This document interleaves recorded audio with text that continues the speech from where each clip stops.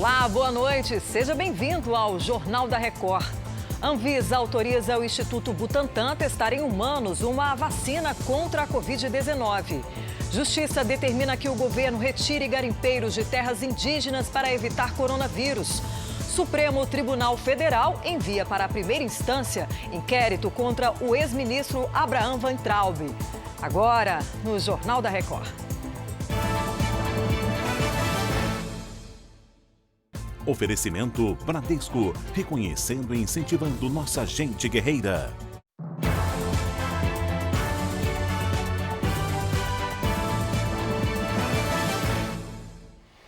A Agência Nacional de Vigilância Sanitária autorizou agora à noite o Instituto Butantan a começar os testes de uma vacina contra o coronavírus em parceria com uma farmacêutica chinesa. Giovana Rizardo tem todos os detalhes. Boa noite, Giovana. Oi, Patrícia, boa noite para você, boa noite a todos. A resolução foi publicada em uma edição extra do Diário Oficial da União. Agora, a vacina vai passar para a fase 3 de testes, que precisa comprovar a eficácia em humanos. Para isso, 9 mil voluntários em 12 centros de pesquisa de 6 estados aqui no Brasil vão participar deste estudo. Metade dos pacientes vai receber o vírus inativo, a outra metade, placebo. Nas 2 primeiras fases de teste no país asiático, a vacina desenvolvida pelo laboratório produziu anticorpos contra o novo coronavírus em 90% dos pacientes. Os pesquisadores acreditam que possam ter essa resposta para a aprovação da vacina até o fim do ano.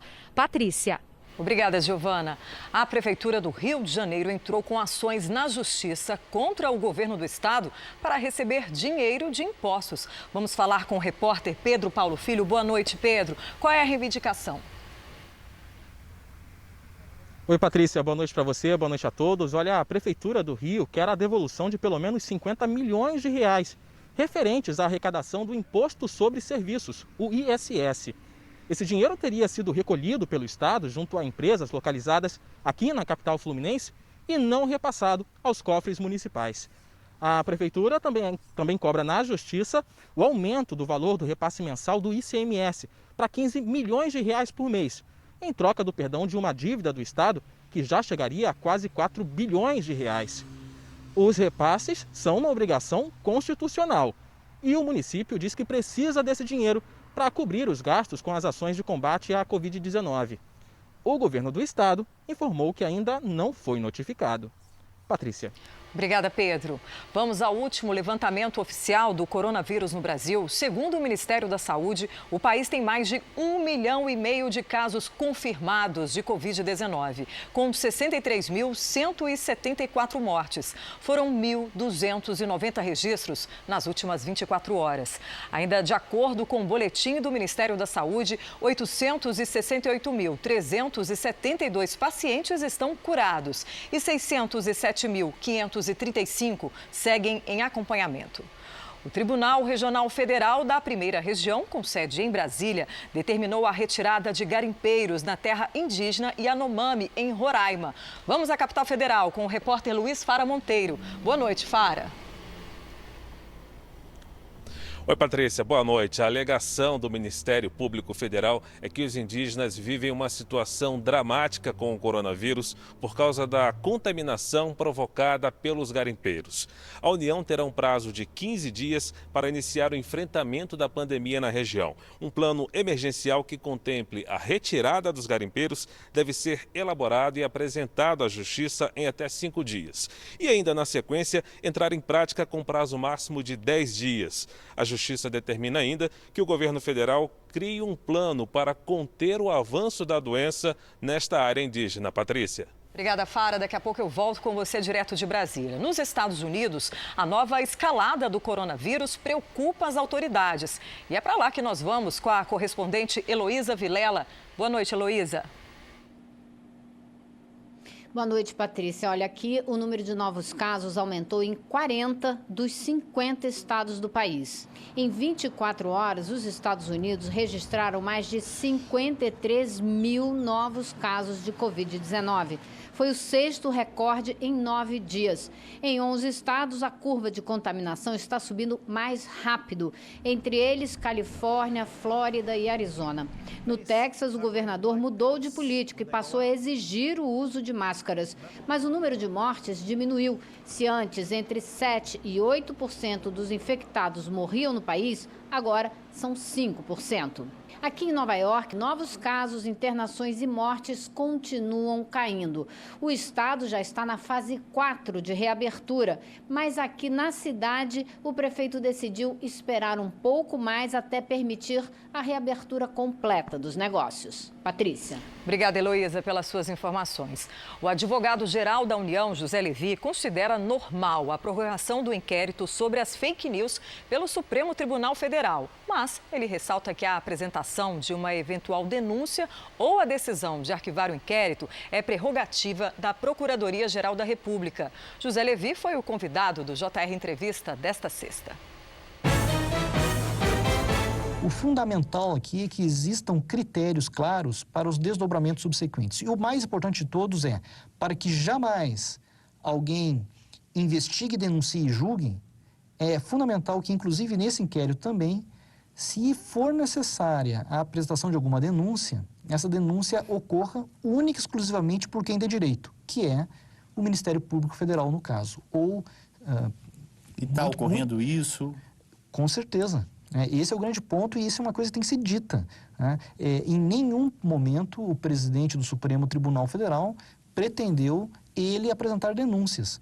Todo e qualquer elemento investigatório levantado nesse inquérito é encaminhado para a Procuradoria-Geral da República, para ela, ou ela própria, ou uma de suas projeções, levar a efeito a apresentação de denúncias, se for o caso. Como o senhor vê a prorrogação? Inquéritos são passíveis de prorrogação.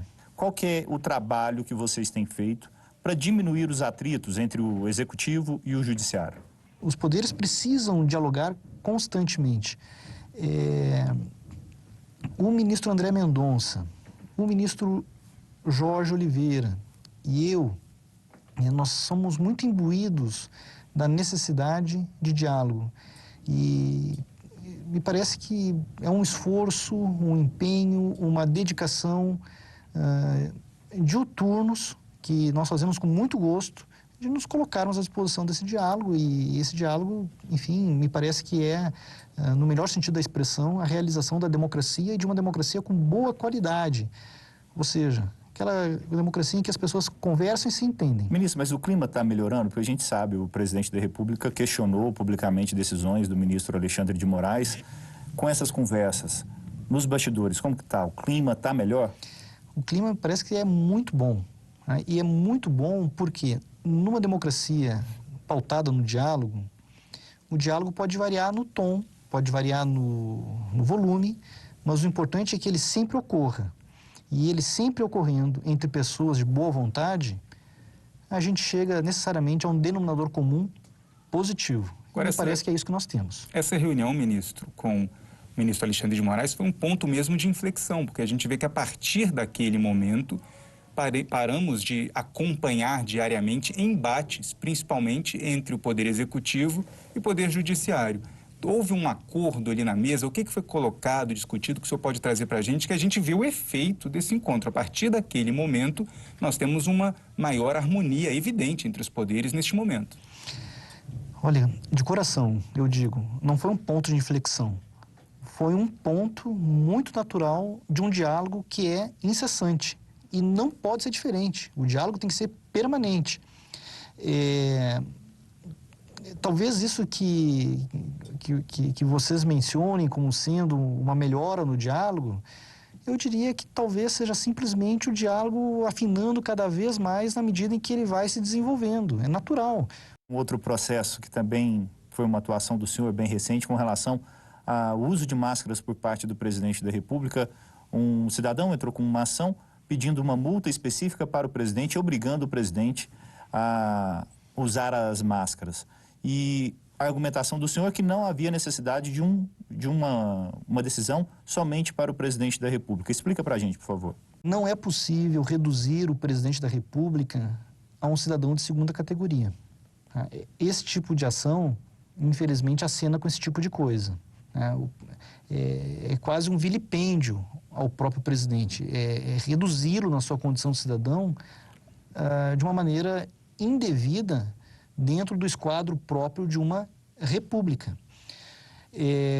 Nesse caso, quando a Advocacia Geral da União se pronunciou, o que ficou muito bem dito e repetido é que em nenhum momento se questionou o uso da máscara.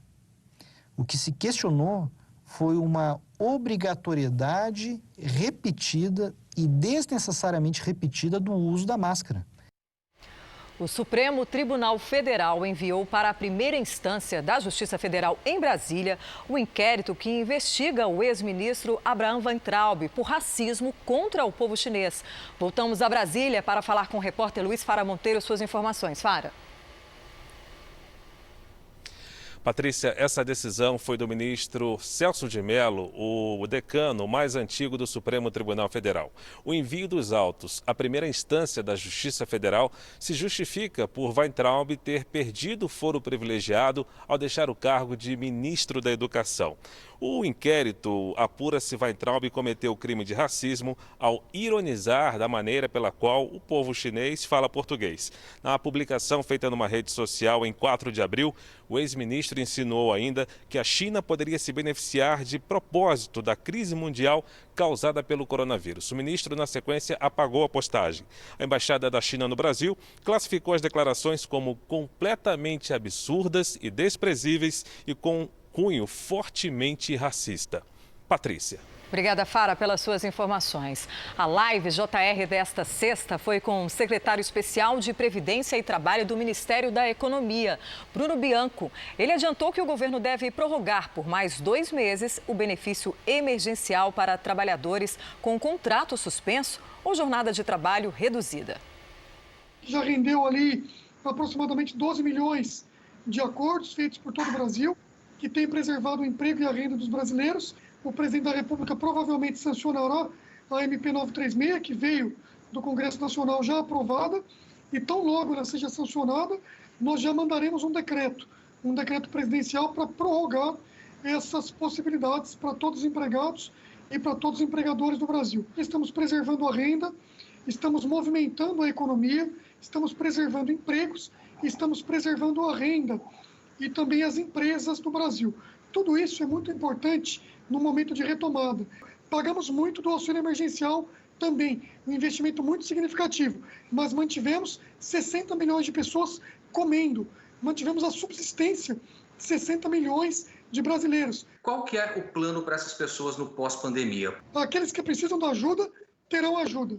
E aqueles que querem trabalhar, irão trabalhar e terão uma oportunidade. Nós pretendemos criar uma rampa de ascensão social. As pessoas que querem trabalhar e que saíram da força compulsoriamente voltarão para a força com a ajuda do governo. Vocês pensam ou não em aumentar as parcelas ou o número de parcelas do seguro-desemprego para quem foi demitido? Estamos pensando em tudo. Por que ainda não fizemos isso? Porque nós estamos pretendendo fazer algo que evita a demissão. Nós poderíamos fazer coisas de todas as sortes possíveis. Por exemplo, tem países no mundo que proibiram demissões. Eu sou contra isso, não acredito que isso tenha resultado, portanto não fiz. Se eu aumento a parcela do seguro-desemprego, eu parto de um pressuposto que vai haver desemprego. E o meu pressuposto é outro. Eu estou evitando o desemprego. A Embaixada de Israel homenageou o ministro do Supremo Tribunal Federal, Luiz Roberto Barroso. Atual presidente do Tribunal Superior Eleitoral, Luiz Roberto Barroso, recebeu a medalha Jerusalém de Ouro pela trajetória jurídica e dedicação ao fortalecimento das relações entre Brasil e Israel. A honraria foi entregue pelo embaixador israelense no Brasil, Yossi Shelley. No ano passado, receberam a mesma medalha o presidente Jair Bolsonaro, o deputado federal Marcos Pereira e o bispo Edir Macedo. E essa edição do Jornal da Record termina aqui. Outras informações no Fala Brasil, edição de sábado às 7 da manhã. Fique agora com as imagens que marcaram a semana. Uma boa noite para você e um ótimo fim de semana. mais 2 prestações. E nós esperamos que ao final dela a economia já esteja reagindo para que nós voltemos à normalidade.